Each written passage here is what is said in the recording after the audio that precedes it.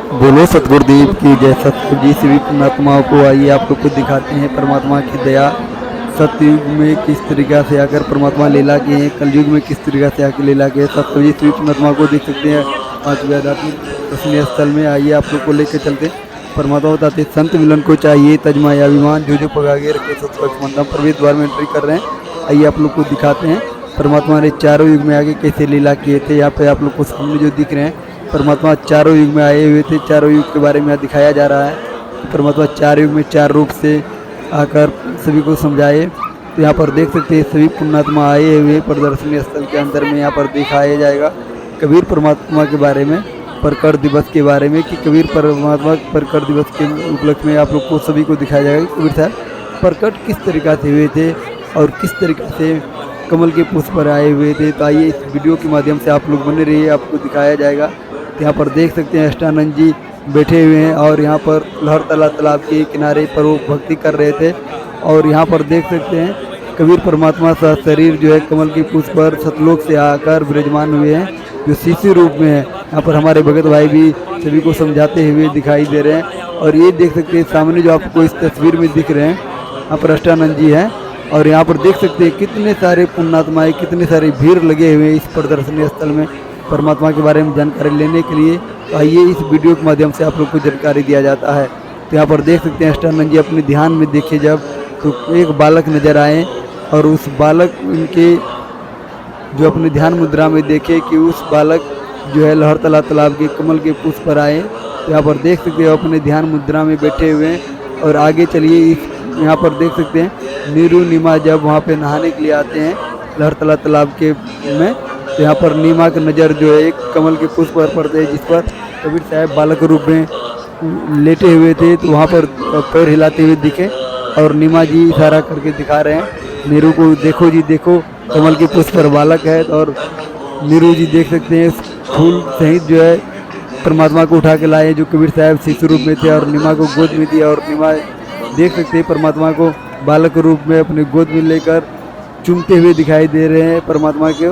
और यहाँ पर देख सकते हैं अष्टानंद जी जब उधर से वापस आए अपने रामानंद स्वामी के पास में, तो वहाँ पर बता रहे हैं कि हमने ऐसे ऐसे लीला देखे।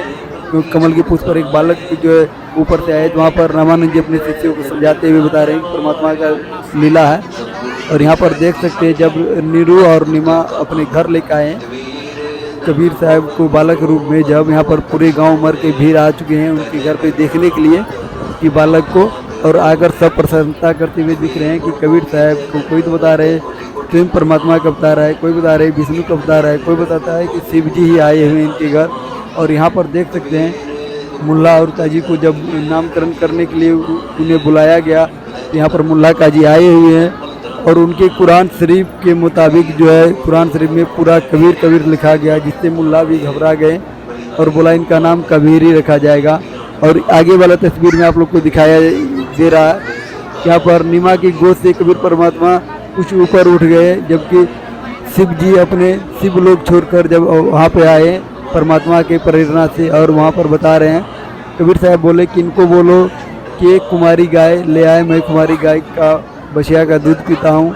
तो यहाँ पर उस संत वेशभूषा में शिव जी ने नीरू और नीमा को समझाते हुए बता रहा है कि एक बछिया लाओ और उस बछिए के दूध परमात्मा पिएंगे, जो कबीर साहब बालक रूप में है उसे समझाते हुए दिख रहे हैं। तो आइए इस दूसरे तरफ जो यहाँ पर शिव जी बालक रूप कबीर साहब को अपनी गोद में लिए हुए दिख रहे हैं और नीमा जी और नीरू जी दोनों मिलकर एक बछिया लाए। और यहाँ पर देख सकते हैं नीरू जी उस बछिए के नीचे जो है बैठे हुए हैं और दूध जैसे शिव जी उनके पीठ पर हाथ धरे बछिया का दूध अपने आप स्तन से बहने लगे और स्तन बड़े बड़े हो गए। यहाँ पर देख सकते हैं जब बहुत ज़्यादा पाखंडवाद चल रहे थे, छोटी जाति को गुरु दीक्षा नहीं दिया जाता था, तो यहाँ पर परमात्मा ने बालक रूप में स्वामी रामानंद जी के पौरी के ऊपर लेटे हुए हैं। और रामानंद जी के पैर लगने के बाद ही उन्हें गुरु उपदेश मिला कबीर साहब को। और आगे आइए यहाँ पर जैसे कबीर साहब थोड़ा बड़ा होते हैं तो रामानंद जी का शिष्य जो है विवेकानंद जी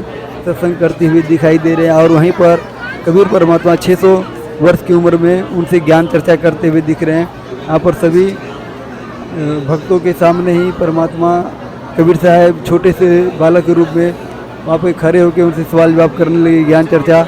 और आगे आइए आप लोग को दिखाएंगे इस तरीक़ा से परमात्मा कबीर साहब ने लीला किए थे। छोटे से बालक के रूप में उसने तो कमल के पुष्प पर आए और छोटे से ही जो ज्ञान चर्चा करते हुए दिख रहे थे और सभी संतों के साथ में परमात्मा का ऐसा ही लीला है। और आइए आप लोग को दिखाते हैं आगे परमात्मा का स्वरूप किस तरीक़ा से सतलोक में दिखाया जाता है। तो देख सकते हैं यहाँ पर रामानंद जी को जब कबीर परमात्मा छोटे से बालक के रूप में जब वहाँ पे सतलोक लेके गए हुए थे, तब वहाँ पर आप लोग को दिखाया जाएगा कि किस तरीक़ा से वहाँ पर परमात्मा उनको दिखाए।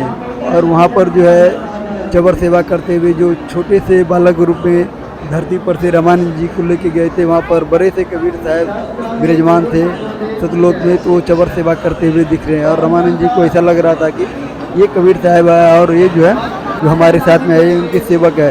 तो देखते ही देखते तो छोटे से बालक का शरीर उस बड़े से कबीर साहब के शरीर में प्रवेश हो गए और चबर सेवा अपने आप होने लगे।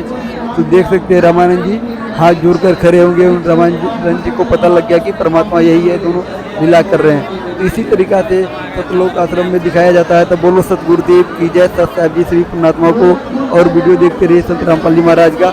और संत रामपाल जी महाराज का मुख्य उद्देश्य के बारे में आइए जानते हैं। संत रामपाल जी महाराज का मुख्य उद्देश्य क्या है।